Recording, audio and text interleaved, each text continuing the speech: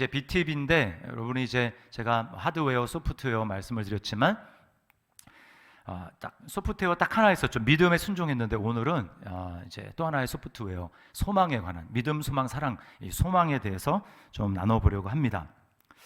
뉴스를 통해서 소식을 접하신 분들도 있겠지만 약 한 달 전, 조금 더 됐는지 모르겠어요.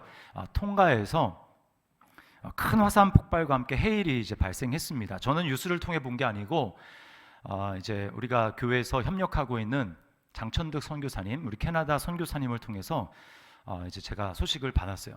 장 선교사님의 지인 아시는 선교사님이 통가에서 사역을 하는 양철민 선교사님인데 이제 그분으로부터 소식과 영상을 받았다고 하면서 이제 제가 저에게 공유를 해주었습니다. 이제 기도해 달라고.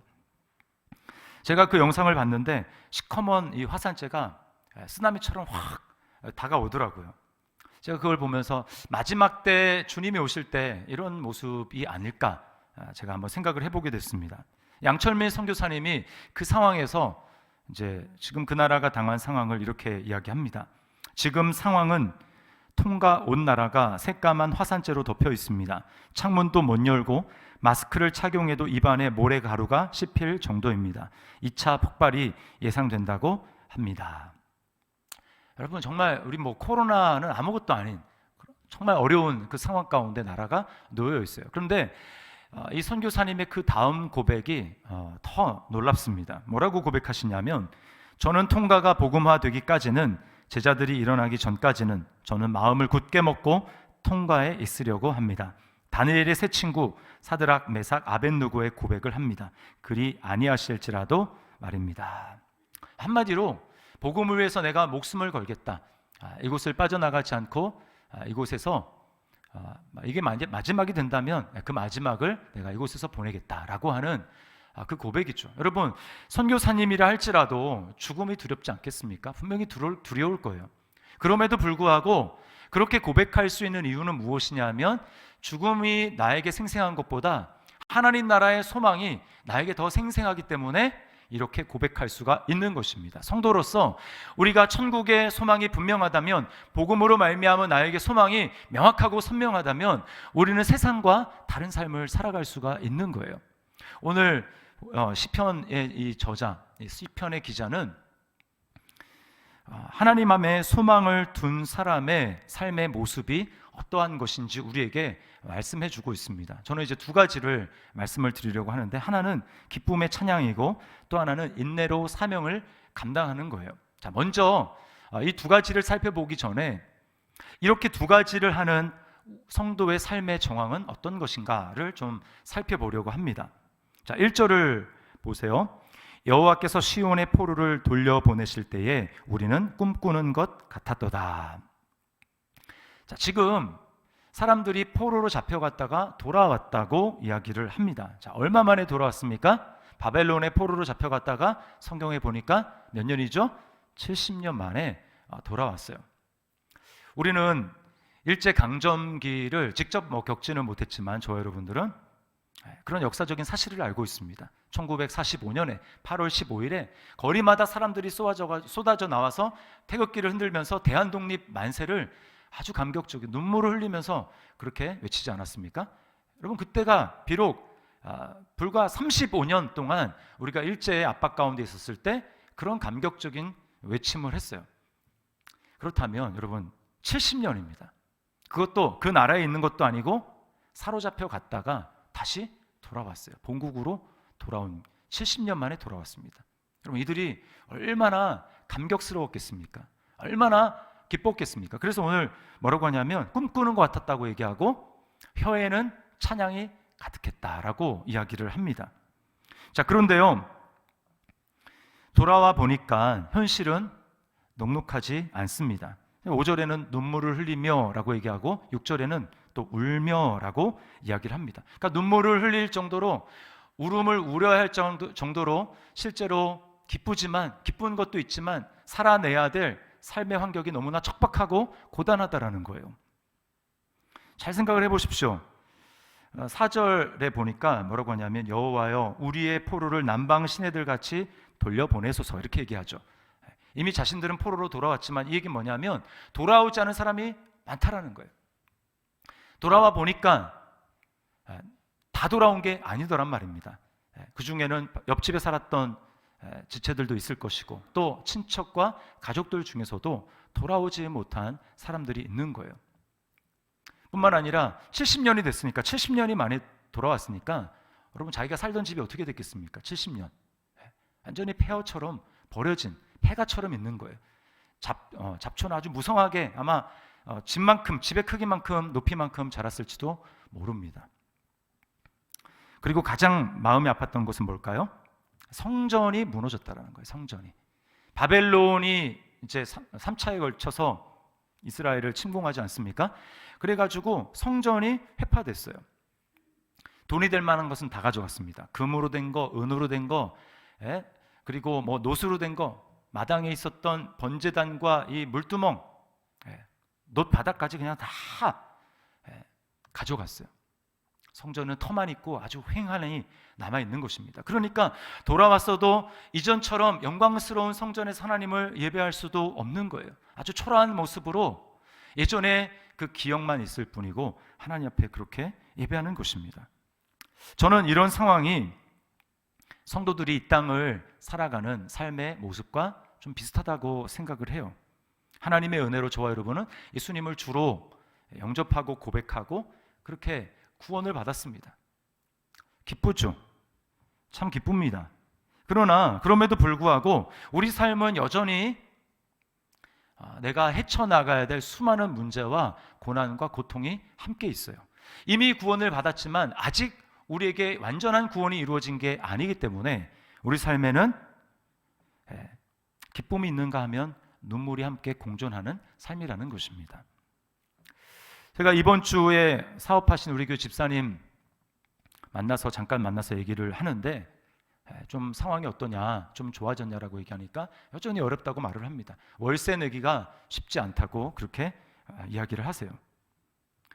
건강도 이제 어렵기 때문에 좀 할 수만 있으면 어떤 시간대는 좀 아르바이트를 쓰고 싶은데 이게 그러려면 이제 통계가 나와야 되는 거예요. 좀 바쁜 시간대, 좀 한가한 시간, 무슨 어느 날 월요일은 좀 바쁘면 뭐 화요일은 이런 좀 통계가 나와야 되는데 뭐 너무 들쭉날쭉이라 이거 종잡을 수가 없다라는 것입니다. 그러니까 뭐 그렇게 할 수도 없는 거예요.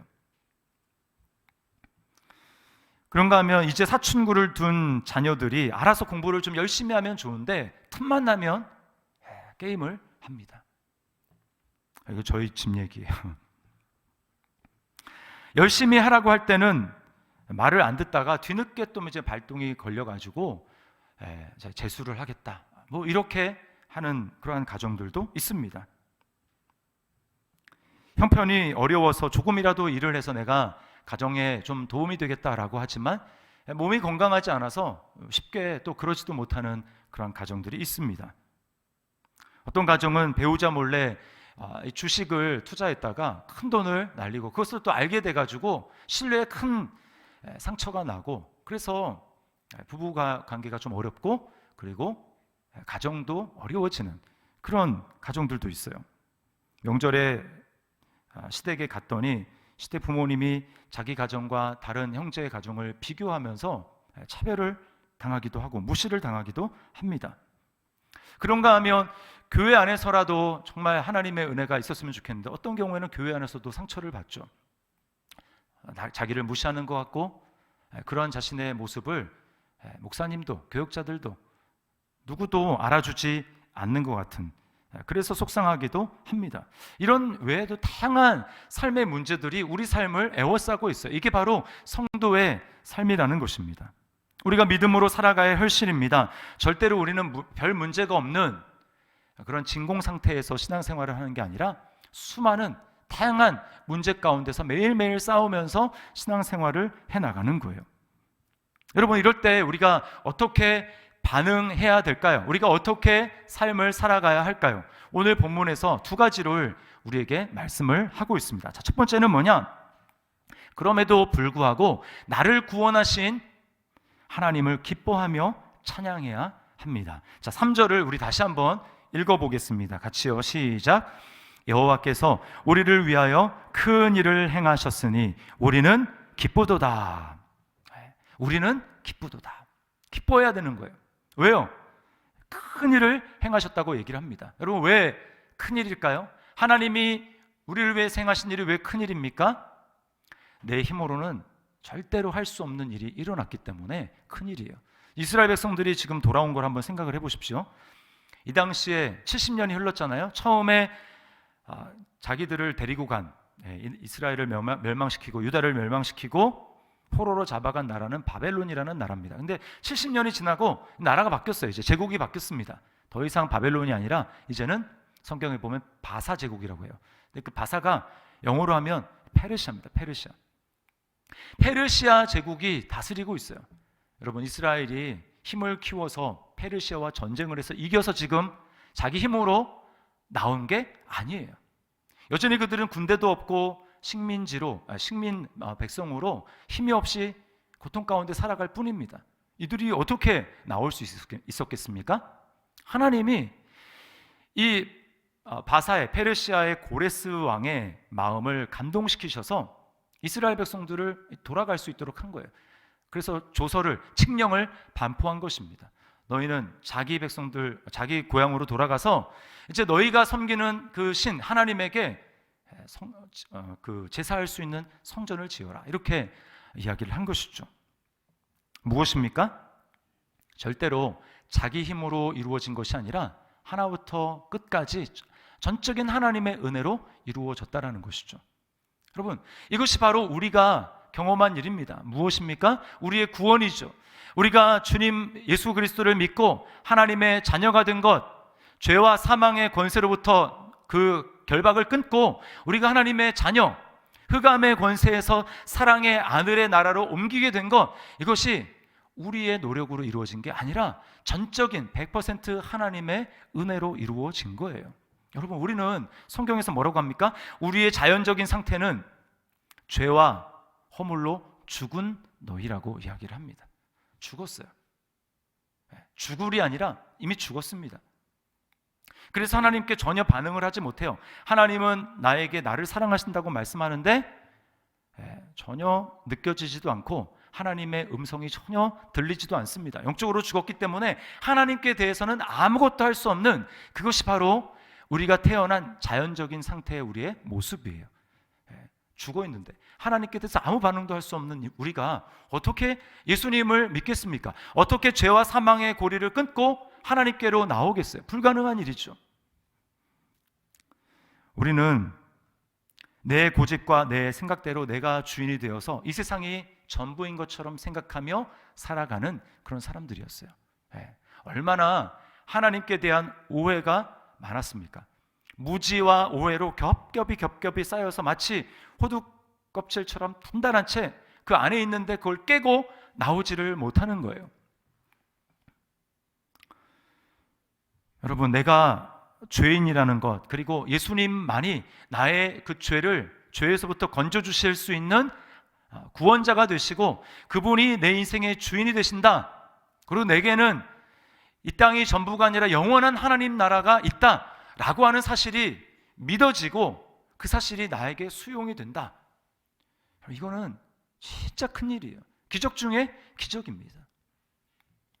어떤 분이 예수님을 믿기 전에 하나님에 대해서 이렇게 오해를 했어요.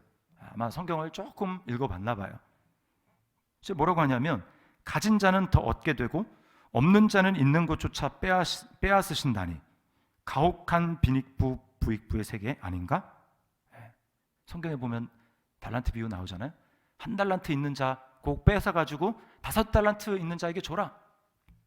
거기 주님이 말씀하시잖아요. 있는 자는 더 많아질 것이고 없는 자는 있는 줄로 아는 것도 빼앗기리라. 그러면서 하나님이 영적인 세계야말로 세상보다 더 심하네. 빈익부 부익부. 하나님이 하시고자 하는 자를 강팍하게 하신다면 우리는 할 말이 없지 않은가?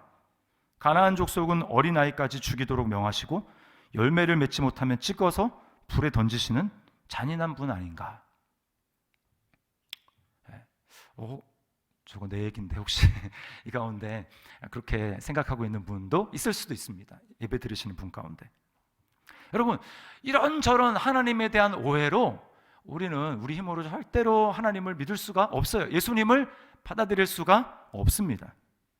그런데 이분이 교회에 나와서 말씀을 듣고 복음을 알아가면서 이런 오해들이 한 코풀 두 코풀 이제 벗겨나가기 시작하는 거예요. 그리고 예수님을 이제 믿기로 작정한 그날 이분이 이렇게 기도합니다. 하나님, 접니다. 저는 하나님을 아직 잘 모르지만 하나님은 저를 아십니다. 저는 제 마음도 잘 모릅니다. 하도 거짓이 많고 복잡하게 얽히고 자주 흐늘거려 갈피를 잡을 수 없고 순간순간 사라지는 수많은 갈래들 중 어느 것이 저인지도 모릅니다. 하나님이 계신다면 저를 붙잡아 마음대로 해주시겠습니까? 저를 잡아주지 않으시면 언제까지나 거짓말을 하는 폐수 같은 인간일 것입니다. 하나님이 저를 깨끗하게 해주십시오. 저는 이렇게나 뻔뻔스러운 놈이고 자격이 없습니다. 예수님, 그저 감히 기도드립니다. 근데 이분이 예수님을 알고 예수님이 바로 나를 위해서 그 모든 죄를 감당하시고 십자가에 죽으셨다라고 하는 사실을 이분이 발견한 다음에 이렇게 고백합니다. 저는 당신이 필요합니다. 당신 없인 살 수 없습니다. 여러분, 이렇게 고백할 수 있다라는 거, 이게 가장 큰 일이죠. 우리 힘으로는 절대로 벗어날 수 없는 이 나라고 하는 이 감옥에서 하나님의 놀라운 역사로, 성령님의 역사로 말미암아 우리를 거기서 끌어내셔서 하나님을 보게 하셨어요. 예수님을 알게 하셨어요. 십자가가 진리고 십자가만이 내가 살 길이라는 것을 알게 해주셨어요. 그게 믿어지게 하셨어요. 여러분, 우리 인생 가운데 이것보다 더 크고 놀라운 일이 어디 있습니까? 예수님을 믿는다라는 것은 내 인생 가운데 이 사건이야말로 가장 큰 일입니다 라고 고백하는 그 고백입니다.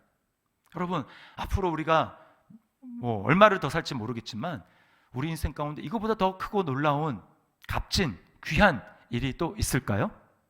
없어요. 예수 믿는 사람들은 그걸 고백하는 사람입니다. 내 인생 가운데 가장 보배롭고 영광스럽고 큰 일이 나의 생애 가운데 이미 일어났습니다. 주님이 그 일을 하셨습니다. 할렐루야 라고 찬양하는 게 바로 여러분, 저와 여러분의 믿음의 고백인 거예요. 믿습니까? 네. 이거보다 더 큰 기적은 없어요. 그래서 오늘 시인은 이걸 알고 뭐라고 합니까? 우리는 기쁘도다. 우리는 기쁘도다. 하나님 앞에 지금 삶에 어려움이 있지만, 눈물을 흘려야 될 삶에 어려움이 있지만 그럼에도 불구하고 기쁘다는 거예요. 감사하고 있는 것입니다. 하나님을 찬양하고 있는 거예요. 여러분, 우리도 마찬가지 아닙니까?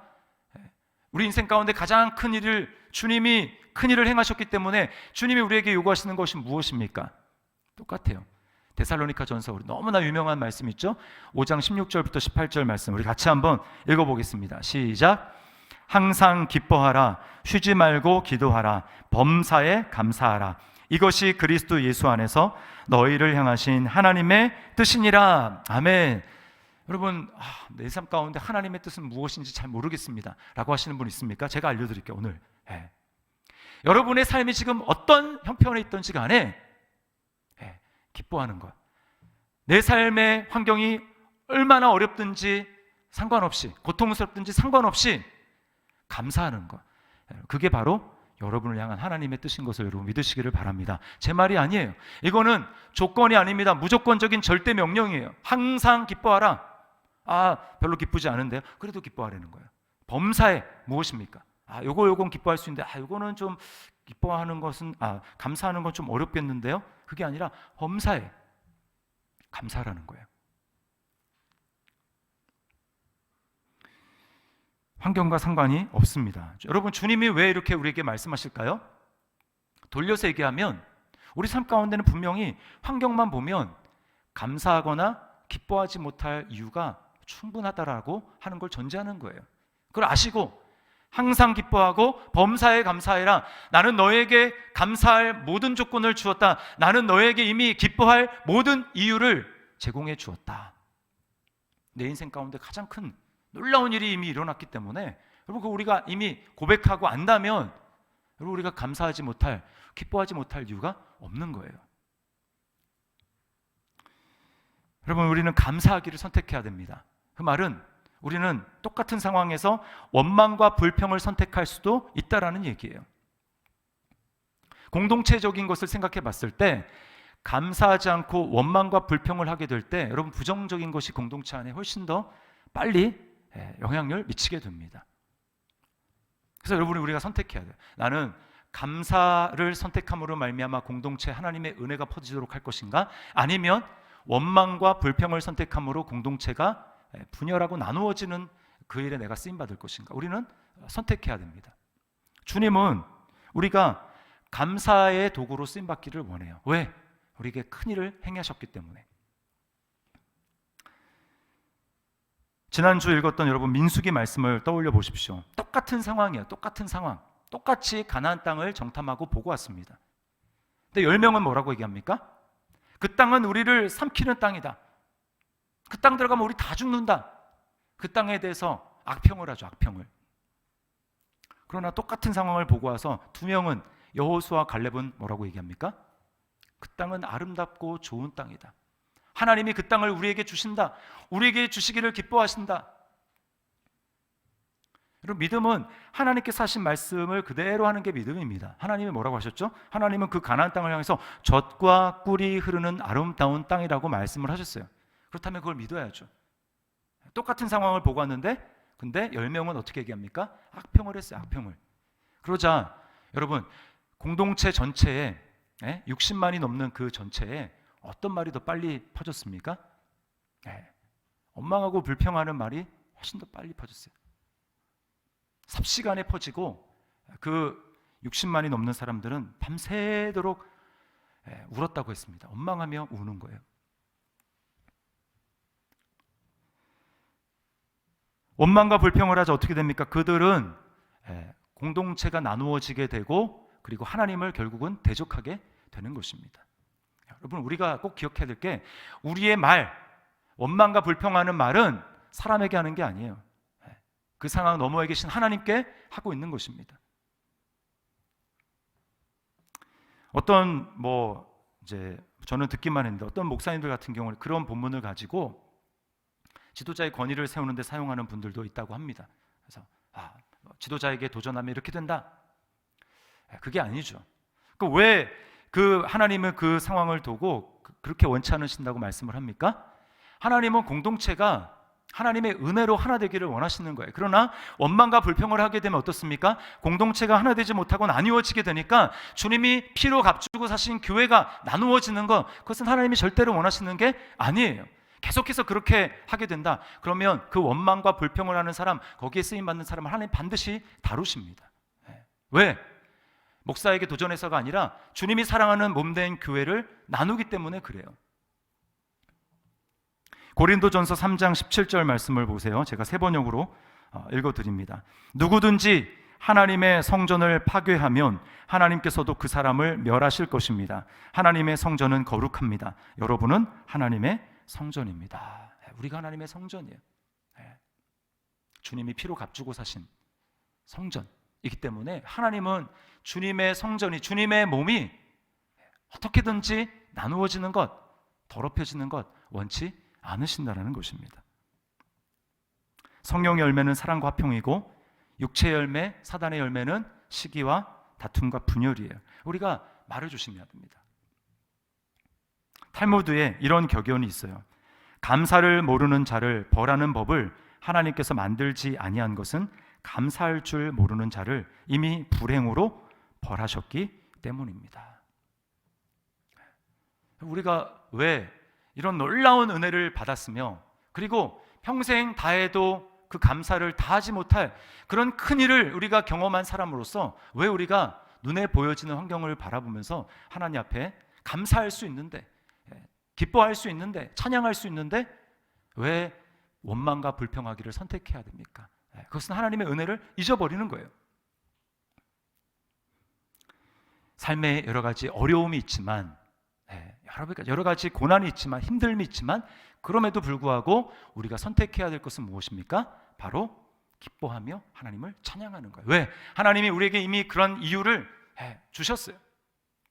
그 한 가지로 우리는 다른 거 없어도 하나님께 감사하고 기뻐할 수 있습니다. 이게 바로 성도예요. 성도. 두 번째는 인내하며 사명을 감당하는 것입니다. 자, 6절 말씀에 이렇게 얘기하죠. 울며 씨를 뿌리러 나가는 자는 반드시 기쁨으로 그 곡식단을 가지고 돌아오리로다. 여러분, 이들이 눈물을 흘리며 씨를 뿌리는 것은 뭘 얘기할까요?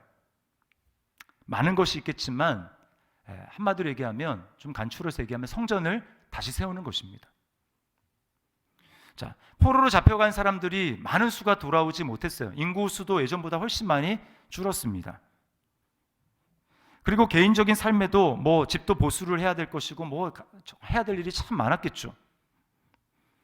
그렇기 때문에 성전을 다시 세운다라는 것이 쉬운 일은 아니었을 것입니다. 그렇죠?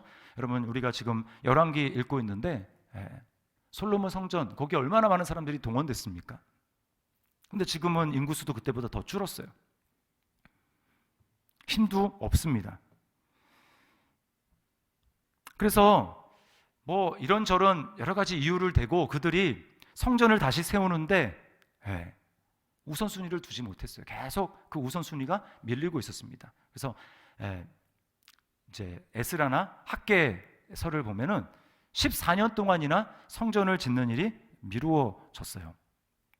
그럼 그들이 우선순위에서 성전을 세우는 것, 이것을 미루고 자기 개인의 삶에 바쁘고 분주하고 내가 그래도 내 삶을 먼저 좀 해야지 라고 하면서 그렇게 살았더니 그들이 원하는 풍성한 삶을 살았을까요? 결과는 전혀 그렇지 못했어요. 학계를 읽어보십시오. 곡식 더미에 내가 열심히 했으니까 많은 풍성한 수확이 있겠지, 가보니까 절반밖에 수확이 되지 못했어요. 또 포도주 틀에 가봐도 수확량의 절반에 채 미치지 못합니다. 그러나 그들이 선지자의 말을 듣고 하나님의 성전을 세우는 일에 우선순위를 들으며 힘들지만 눈물을 흘리면서 그 사역을 감당했을 때, 울면서 씨를 뿌렸을 때 어떤 결과가 옵니까? 달라져요. 학개서 2장 18절부터 19절을 보세요. 너희는 오늘 이전을 기억하라. 오늘이라는 것은 성전 지대를 쌓던 날입니다. 아홉째 달 24일 곧 여호와의 성전 지대를 쌓던 날부터 기억하여 보라. 곡식 종자가 아직도 창고에 있느냐? 포도나무, 무화과나무, 석류나무, 감람나무에 열매가 맺지 못하였느니라. 그러나 오늘부터는 내가 너희에게 복을 주리라. 성전 지대를 쌓고 내 삶에 어려운 문제가 여전히 있음에도 불구하고 하나님의 성전을 건축하는 그 일에 우선순위를 두며 헌신했더니 하나님 뭐라는 거예요? 오늘부터 내가 너희에게 복을 주리라. 이걸 신약으로 바꾸면, 신약 버전으로 바꾸면 뭘까요? 너희는 먼저 그의 나라와 그의 의를 구하라. 그리하면 이 모든 것을 너희에게 더하시리라. 여러분, 뭐가 하나님의 나라입니까? 오늘날은 신학이 너무나 세련되고 그러다 보니까 굉장히 복잡합니다. 여러분, 제가 간단하게 정리해 드릴게요. 뭐가 하나님의 나라냐고요? 하나님의 나라는 교회입니다. 하나님의 나라는 교회를 통해서 이루어지기 때문에 하나님의 나라는 교회예요. 교회를 제쳐둔 하나님의 나라는 없습니다. 교회 공동체는 눈에 보이는 하나님의 나라예요. 저는 지상의 교회가 완전하다는 말씀을 드리는 게 아닙니다. 불완전하죠. 연약합니다. 어떤 목사님이 이제 친구에게 전도를 이제 하려고 만나서 이야기를 했답니다. 이제 예수님을 믿고 이제 교회에 나와, 이렇게 이야기를 했는데 그 친구가 하는 말이 내가 혹시나 예수는 믿을지 몰라도 나는 교회는 안 가. 교회는 위선자, 가식적인 사람들이 너무 많아. 이렇게 이야기를 했어요. 그럼 그랬더니 그 목사님이 뭐라고 말씀을 했을까요? 여러분이 그런 대답을 드리면 뭐라고 말씀하겠습니까? 그 목사님 맞장구를 쳤대요. 맞아. 교회는 위선적이고 가식적인 사람이 많아도 너무 많지. 그 다음에 말이 중요해요. 그 다음에. 그러니까 너도 와야 돼. 이게 무슨 말인지 아시겠죠? 그러니까 너도 와야 돼. 여러분, 지상의 교회는 완전하지 않습니다. 불완전합니다. 앞에 있는 설교하는 목사부터 시작해서 다 마찬가지예요. 그렇기 때문에 하나님의 은혜가 은혜되는 것 아닙니까? 우리가 뭐 가식적이지 않고 내가 잘나가지고 그래서 구원받았다면 그게 뭐 은혜예요? 내 자격으로 내가 그럴만 하니까 구원받은 거죠. 그러나 전혀 그렇지 않은데 하나님이 저와 여러분을 오늘 우리가 이번 주 암송해야 될 말씀처럼 우리가 아직 죄인 되었을 때, 우리가 아직 너무나 더러울 때, 그때 하나님께서 우리를 구원해 주셨기 때문에 여러분, 그것이 하나님 자랑이 되고 예수님 자랑이 되고 감사거리가 되고 하나님을 찬양할 수 있는 것 아닙니까? 네, 그거는 교회를 손가락질 할 것이 아니라 오히려 하나님께 감사하게 되는 그러한 조건이 되는 거예요. 여러분, 하나님은 이런 가식적인 사람들만 있는 것 같고 연약하고 불완전한 교회를 통해서만 하나님의 나라를 확장해 가세요. 하나님은 교회를 통해서 세상을 축복하시고 만물을 충만하게 합니다. 네. 에베소서의 교회를 뭐라고 얘기합니까? 네. 교회는 그의 몸이니 만물 안에서 만물을 충만하게 하시는 이의 충만이니라. 교회에만 하나님의 충만하심이 있어요. 이런 연약한 자에게 넘치도록 부어주시는 하나님의 은혜가 교회 안에 있단 말입니다. 그러므로 교회 공동체가 든든히 세워질 때 우리가 모여서 이곳에 충만하게 임재하시는 하나님의 영광으로 우리가 충만하여져서 그렇게 세상 가운데 나아갔을 때 우리가 빛으로 소금으로 살아낼 수가 있는 거예요. 이 가치를 알기 때문에 여러분, 우리는 힘이 들지만 어렵지만 여러 가지 불완전한 모습이 있지만 주님이 사랑하시는 이 교회 공동체를 세우는 일에 헌신하는 것입니다. 눈물을 흘리는 거예요.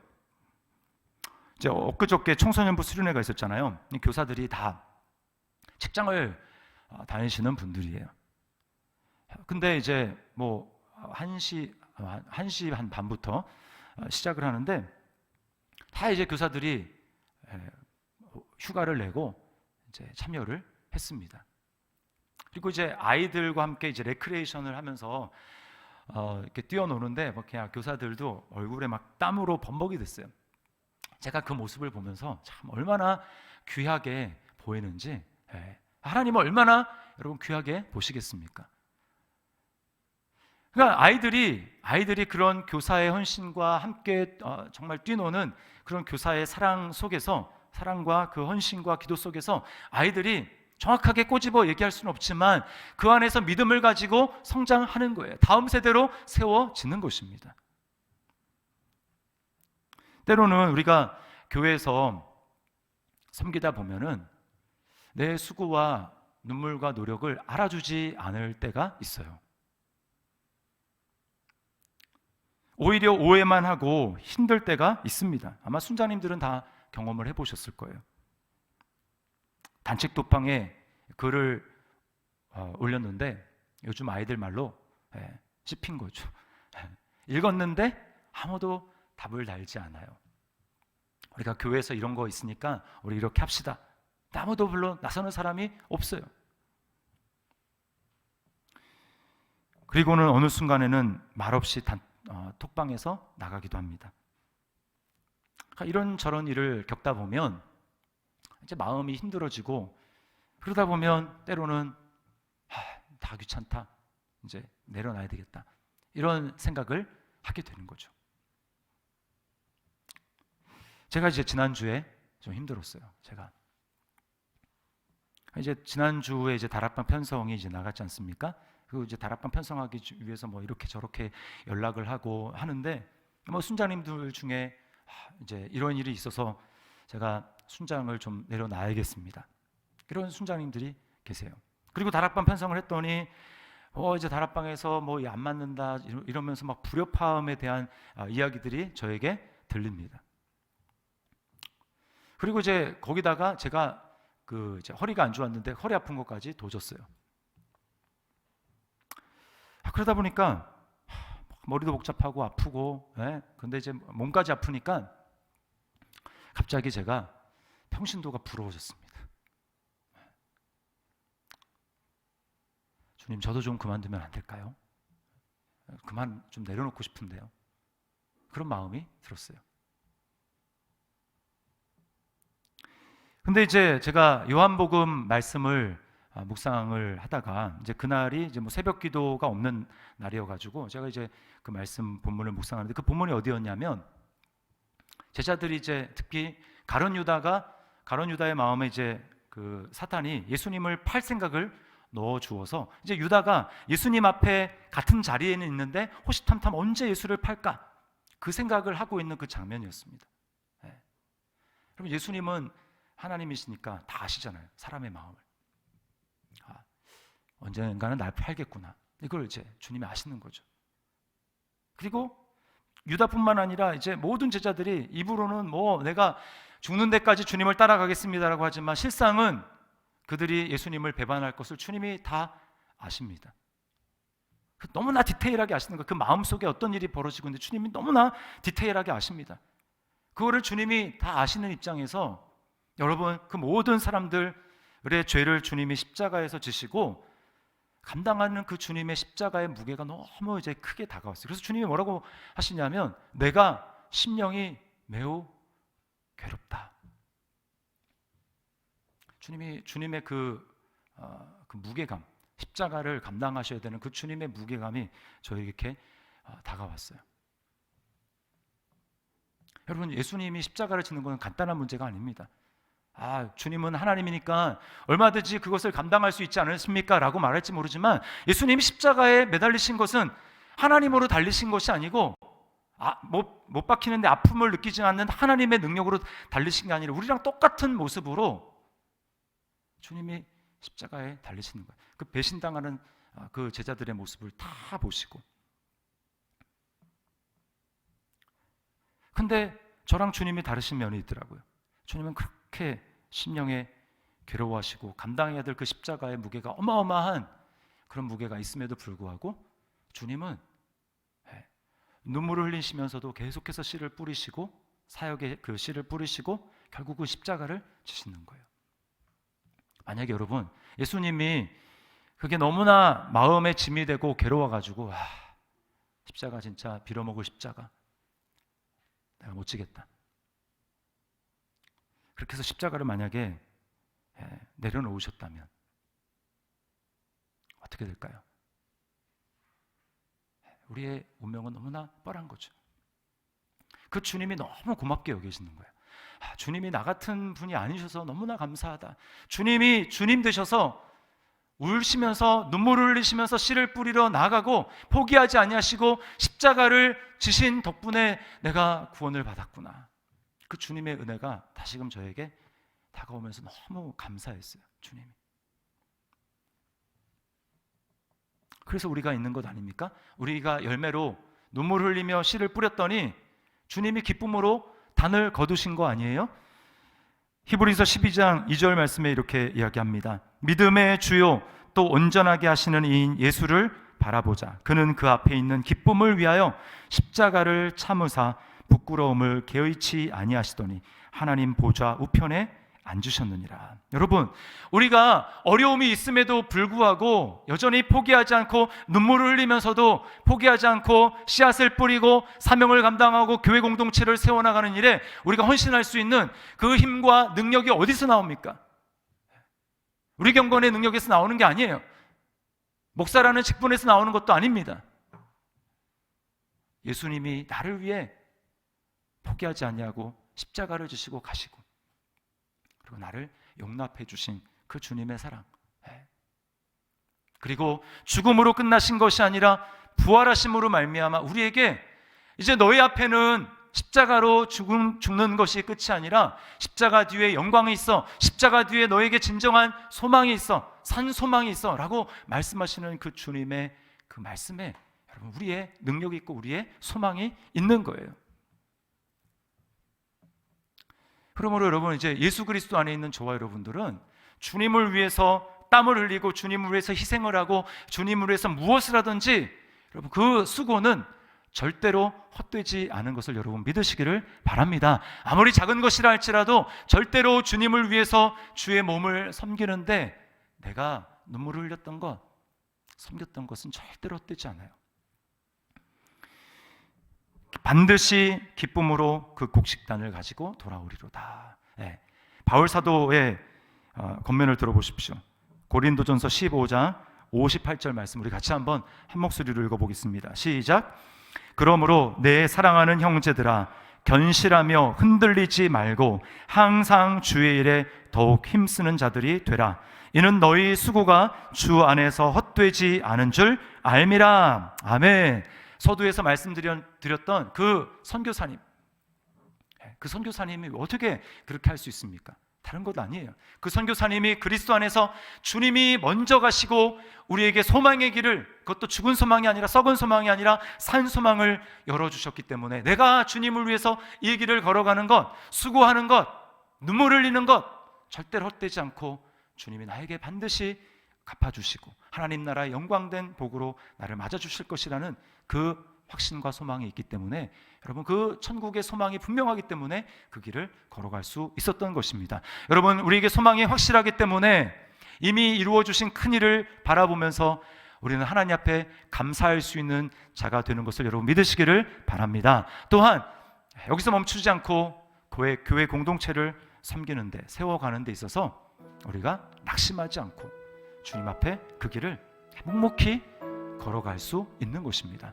우리 주님 앞에 서는 그날까지 우리 삶의 정황은 여전히 눈물을 흘려야 될 일도 있고 여러 가지 어려운 일이 많이 숱하게 겹겹이 둘러싸고 있지만 그럼에도 불구하고 우리에게 소망이 있기 때문에, 소망이 분명하기 때문에 여러분 낙심하지 말고 이 길을 걸어갈 수 있는 우리 저와 여러분의 삶이 될 수 있기를 주님의 이름으로 축원합니다.